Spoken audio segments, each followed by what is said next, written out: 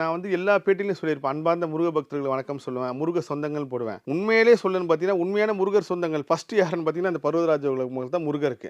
ஏன் சார் அப்படி அவங்க? ஏன்னா, முருகரோட அம்மா வந்து பராசக்தி. பராசக்தியோட தந்தை வந்து பர்வதராஜன். அவரு தான் நீங்க திருவிளையாடல் படம் பார்த்திருப்பீங்க. அந்த மீனவ சமுதாயமா சிவபெருமான் அந்த ஒரு திருவிழா அந்த மாரி பர்வதராஜ குலத்திலிருந்து வந்தவங்க தான் இந்த பர்வதராஜ மக்கள். நீங்க ரொம்ப பிராக்டிகலா யோசிச்சு பார்த்தீங்கன்னா, முருகரோட அம்மா பராசக்தி, பராசக்தியோட தாத்தா அப்பா வந்து பர்வதராஜன். அவங்களோட வம்சாவளியில வந்தவங்க தான் இவங்க எல்லாருமே. முருகனுக்கு இந்த மக்கள் எல்லாமே தாத்தா வீட்டு சொந்தம். இப்போ நீங்க பொதுவா பார்த்தீங்கன்னா, பாட்டி தாத்தானாலே நான் வந்து நம்ம எல்லாருமே ஒரு சந்தோஷமா இருக்கலாம். அவங்க ஸ்கூல் லீவ்ல வந்து பாட்டி தாத்தா பார்க்க போறோம். அந்த மாரி இவர் முருகன் வந்து அம்மாக்காக செஞ்ச விஷயம் தான் இந்த பர்வதராஜ குல மக்கள் நைட்டு தங்க வச்சு, அவங்களுக்கு வந்து உன்ன எல்லா விஷயமும் செய்றது. நீங்க ஒவ்வொரு காரியமும் நீங்க எடுத்து பார்த்தீங்கன்னா, ஒரு தோல்வி நடந்துச்சுன்னா, அதுக்கு ஒரு வெற்றி நடக்கும். ஒரு அவமானம் நடந்துச்சுன்னா, அதுக்கு உண்டான புகழ் கிடைக்கும். இது எல்லா இடத்துலயும் நடக்கப்போ, சிவபெருமான் பர்வதராஜர் ஒரு இடத்துல இழிவுபடுத்தி அவருக்கு உண்டான தண்டனை குடுக்குறாரு.